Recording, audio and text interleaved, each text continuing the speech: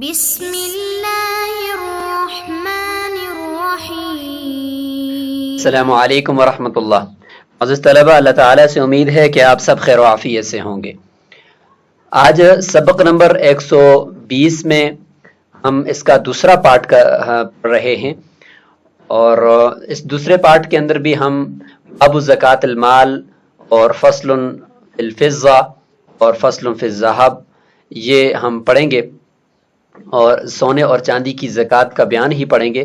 لیکن اس پارٹ 2 کے اندر ہم کتاب سے جو متن ہے اس کو ہم سیکھیں گے اور اس کو پڑھیں گے، اور اس کے پہلے حصے کے اندر ہم نے جدید مسائل اور جدید اوزان کو سمجھا اور اس سے متعلق ہم نے جانا تھا۔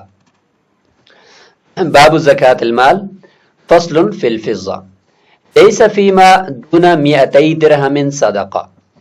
200 درہم چاندی سے کم میں زکوٰۃ نہیں ہے۔ تفصیل ساری جو تھی وہ 200 درہم کا جدید وزن 52.5 تولے شرعی، وہ ہم نے سبق نمبر 120 ہی کے پارٹ 1 کے اندر ذکر کر دیا ہے، وہیں سے آپ سمجھ کر آ چکے ہیں۔ قول علیہ السلام لیس فیما دون 5 واق صدقہ۔ رسول اللہ صلی اللہ علیہ وسلم نے فرمایا کہ 5 اوقیہ چاندی سے کم میں زکوٰۃ نہیں ہے۔ اوقیہ یہ وقایہ سے ہے۔ وقایہ کہتے ہیں حفاظت کرنا، بچنا۔ تو جس کے پاس یہ اوقیہ چاندی ہوگا تو وہ اپنے یعنی اس چاندی والے مالک کو فقر سے اور محتاجگی سے بچائے گا۔ 40 درہمن، ایک اوقیہ کے اندر 40 درہم ہوتے ہیں، لہذا 5 اوقیہ کے اندر 5 40 سے 200 درہم، لہذا 200 درہم سے کم میں زکوٰۃ نہیں ہے۔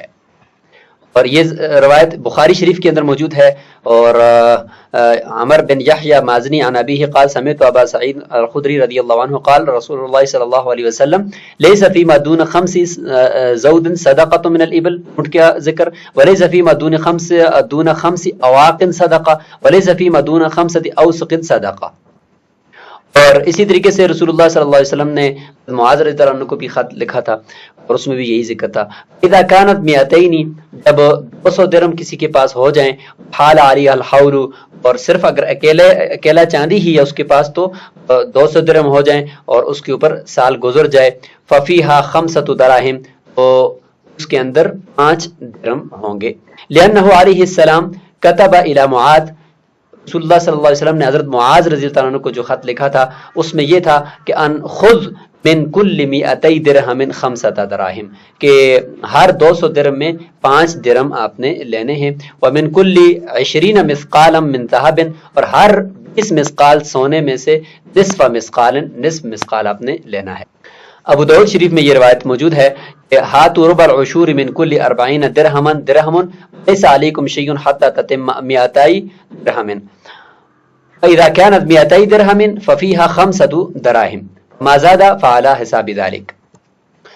قال ولا شيء في الزيادة حتى تبلغ 40 درہما، پھر 200 سے اوپر زیادتی میں کچھ بھی لازم نہیں ہے یہاں تک کہ وہ اضافہ 40 درہموں تک پہنچ جائے۔ 200 درہموں میں بھی جو 5 درہم ہوتے ہیں نا، تو وہ ہر 40 کے بعد گویا کہ 1 ہی درہم ہوتا ہے، لیکن شروع میں نصاب پورا کرنے کے لیے، مالداری کو ظاہر کرنے کے لیے 200 درہم تک ہونا لازمی قرار دیا، ورنہ ہوتا وہ بھی 40واں ہی ہے۔ لہذا 200 درہم کے بعد جب تک 40 تک تعداد نہیں پہنچی دراہم کی تو کچھ بھی لازم نہیں ہے۔ جب 40 ہو جائیں گے تو فیکون فیہا درہم، تو اس 40 کے اندر پھر ایک اور درہم ہوگا، تو گویا کہ کل 140 درہموں کے اندر 6 درہم زکوٰۃ لازم ہو جائے گی۔ ثم فی کل 40 درہم، ہر 40 درہم کے اندر 1 درہم ہوگا۔ هذا عند ابی حنیفہ رحمہ اللہ، یہ امام ابو حنیفہ رحمہ اللہ کے نزدیک ہے۔ وقال صاحبین فرماتے ہیں ازاد علی المئتین، 200 سے اوپر جتنا بھی زیادہ ہو جائے، 1 درہم 2 درہم 3 درہم، فزکاتہ بحسابہ، اس کی زکوٰۃ اسی حساب سے ہوگی۔ یعنی اگر 200 سے 1 درہم اوپر ہو گیا تو 1 درہم کا 40واں حصہ دیا جائے گا۔ وہو قول الشافعی رحمہ اللہ، یہی امام شافعی رحمہ اللہ کا بھی قول ہے، لقولہ علیہ السلام فی حدیث علی، حضرت علی رضی اللہ عنہ والی روایت میں رسول اللہ صلی اللہ علیہ وسلم کا فرمان کہ وما زاد علی المئتین فبحسابہ، ابھی جو ہم نے روایت دیکھی اسی کے آخر میں تھا۔ لأن الزکاة وجبت شکرا لنعمت المال، عقلی دلیل صاحبین کی طرف سے کہ مال کے اوپر جو زکوٰۃ لازم ہے وہ مال کی نعمت کا شکر ادا کرنے کی وجہ سے واجب کی گئی ہے. اشتراط النصاب فی الابتداء، جب شکر ادا کرنے کے لیے تو لہذا 200 سے اوپر اگر 1 درہم بھی اضافہ ہو تو یہ مال کا اضافہ ہوا نا، تو لہٰذا اسی حساب سے پھر زکوٰۃ بھی آنی چاہیے اس کے اوپر. پھر اشکال ہوگا صاحبین کے اوپر کہ شروع میں پھر 200 درہم تک کیوں زکوٰۃ لازم نہیں ہوئی، جب تک 199 تھے تو آپ نے کچھ بھی لازم نہیں کیا.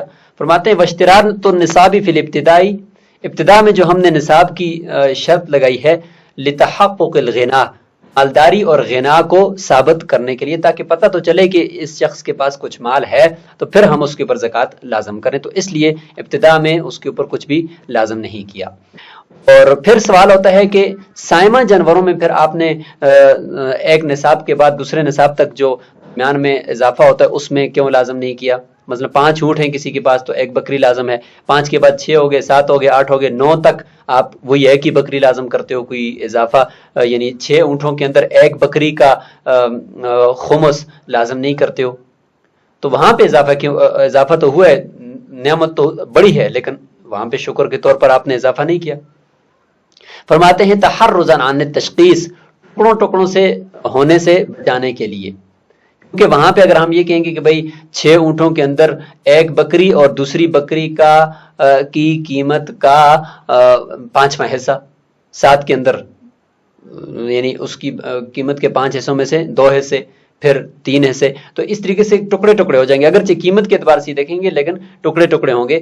تو اگر صاحبین کو یہیں پر جواب دیا جائے تو وہ بھی بنتا ہے کہ ٹکڑے ٹکڑے تو ادھر بھی دیکھو 1 درہم کے 40 ٹکڑے کرتے ہو کہ اس کا 40واں حصہ، تو یہ تو بہت ہی باریک حساب ہو جائے گا. اور اگلے سال پھر اگر کسی شخص کے پاس 200 درہم ہیں اور پھر 1 درہم کا 40واں حصہ تو اس نے پچھلے سال دے دیا ہے، اور پھر 39 حصے رہ گئے ہیں، پھر 39 حصوں میں سے پھر اس نے ان کی زکوٰۃ الگ سے دینی ہے، تو پھر 1 درہم کے اندر حصے در حصے ہوتے چلے جائیں گے ہر سال، تو پھر تو ایک بہت ہی باریک حساب ہو جائے گا جس کا سمجھنا ایک عام آدمی کے لیے ناممکن ہے.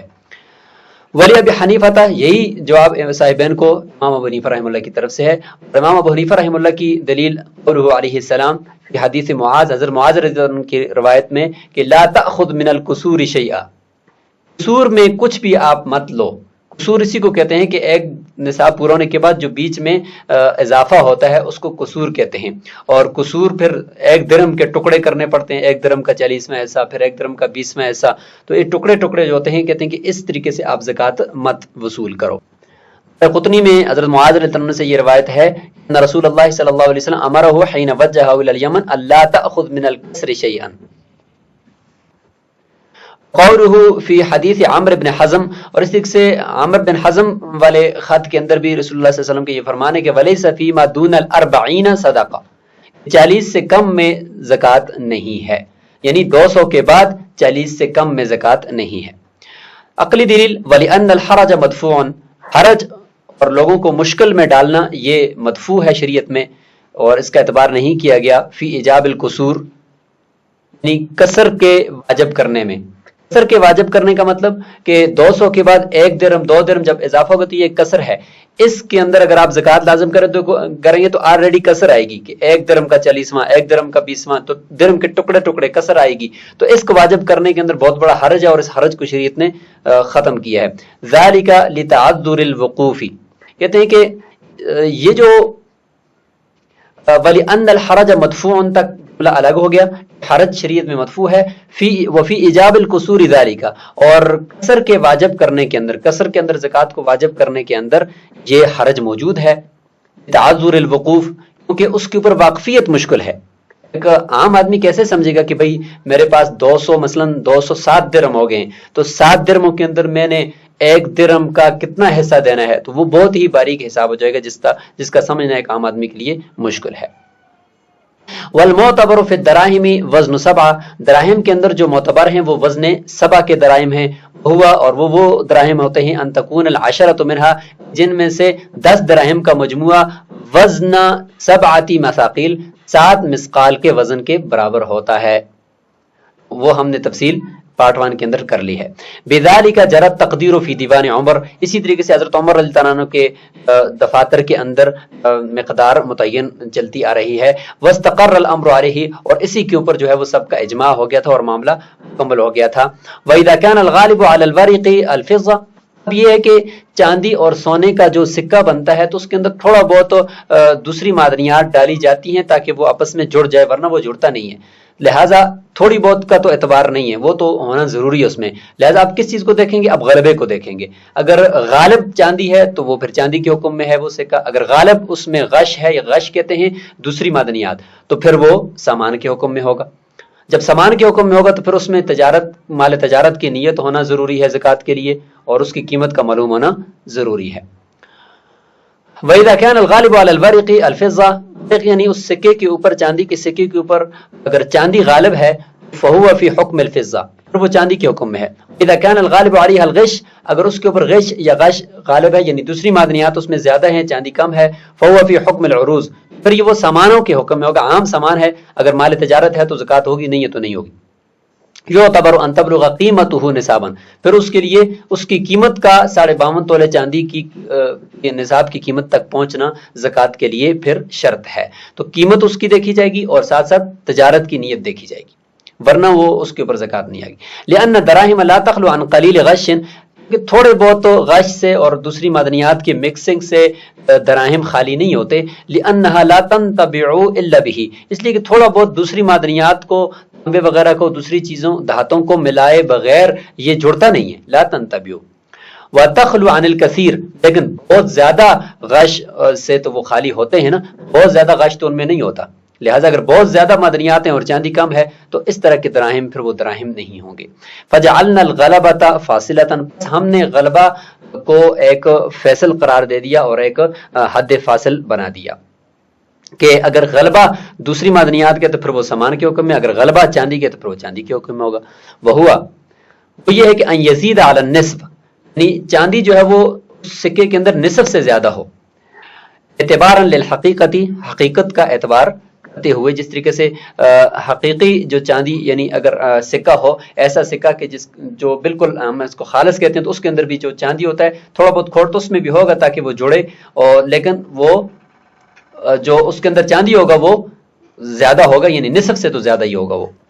یا حقیقت میں اگر دیکھا جائے تو جو غالب ہوتا ہے وہ وہی ہوتا ہے جو، یعنی دو چیزیں اگر مکس ہوں تو اس میں غالب اسی کو کہا جاتا ہے جو نصف سے زیادہ جو موجود ہو وہاں پر. وَسَنَذْكُرُهُ فِي الصَّرْفِ، انشاءاللہ کتاب الصرف کے اندر ہم اس کو خوب تفصیل کے ساتھ ذکر کریں گے.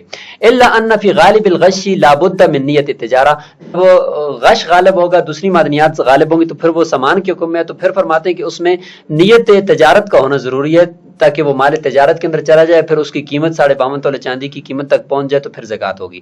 کما فی سائر العروض، جس طرح باقی سامانوں کے اندر یہ تجارت ہوگی تو تب زکوٰۃ ہوگی، ورنہ نہیں.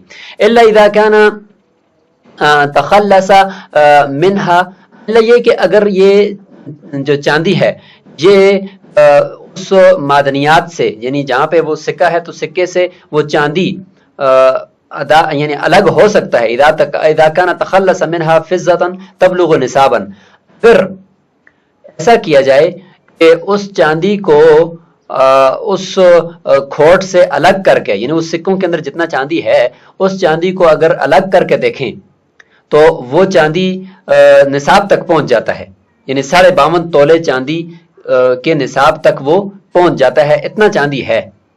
تو فرماتے ہیں کہ اگر یہ ہے پھر اس صورت کے اندر ہم اس چاندی کے اوپر زکوٰۃ لازم کر دیں گے. لأنه لا يعتبر في عين الفضة القيمة، کیونکہ عین فضہ یعنی چاندی اگر عین موجود ہے تو اس کے اندر پھر قیمت کا اعتبار نہیں ہوتا، پھر اس چاندی کے 52.5 تولے اس کے وزن کا اعتبار ہوتا ہے. ولا نیت التجارہ، نہ ہی اس کے اندر تجارت کی نیت کا اعتبار ہوتا ہے. یعنی لا يعتبر في عين الفضة القيمة ولا نیت التجارہ، نہ ہی قیمت کا اعتبار نہ ہی تجارت کی نیت کا اعتبار، بلکہ صرف اس کے اجزاء کو دیکھیں گے کہ 52.5 تولے بنتے ہیں یا نہیں بنتے. تو خلاصہ یہ ہوا کہ کھوٹے درم ہیں تو اگر ان کے اندر چاندی اتنا ہے کہ اس چاندی کو اگر الگ کر کے ہم وزن کریں تو 52.5 تولے چاندی بنتا ہے، یا اس سے زیادہ بنتا ہے تو پھر اس چاندی کے اوپر زکوٰۃ آئے گی اور پھر جو ہے وہ اس کی قیمت نہیں لگائیں گے اور تجارت کی نیت کا ہونا بھی ضروری نہیں ہے، لیکن یہ اس صورت میں کہ جب اس کو الگ کر کے دیکھا جا سکتا ہو۔ فصل فی الذھب، سونے کے احکام کے بارے میں یہ فصل ہے، اس کو بھی ہم یہاں پہ دیکھ لیتے ہیں چونکہ اس سے متعلق تفصیلی باتیں ہم نے پچھلے حصے کے اندر پڑھ لی ہیں۔ سونے کے بارے میں فرمایا کہ لیس فیما دون 20 مثقال من الذهب صدقہ، اس مثقال سے کم سونے کے اندر زکوٰۃ لازم نہیں ہے۔ فاذا كانت 20 مثقالا، جب 20 مثقال ہو جائے گا، ففيها نصف مثقال، اس میں بھی ایک نصف مثقال اس میں زکوٰۃ لازم ہوگی۔ لما روینا، جس طرح پچھلے سبق کے اندر یعنی اسی پچھلے فصل فی الفضہ میں ہم نے روایت دیکھ لی۔ والمثقال، مثقال کتنا ہوتا ہے؟ ما یکون کل 7 منها وزن 10 دراہم، ان میں سے یعنی مثقال وہ مراد ہوگا جس میں 7 مثقال کا وزن 10 درہم کے برابر ہوتا ہے۔ وہی وزن 7 کے دراہم کے اندر جو ہم نے مثقال دیکھے تھے کہ 10 درہم 7 مثقال کے برابر، تو وہی 7 مثقال کے جو 10 درہم کے برابر ہوتے ہیں وہ مثقال مراد ہوں گے۔ وہو المعروف، اور وہ معروف اور مشہور ہیں جس کا ہم نے پچھلے پارٹ میں ذکر کر دیا ہے۔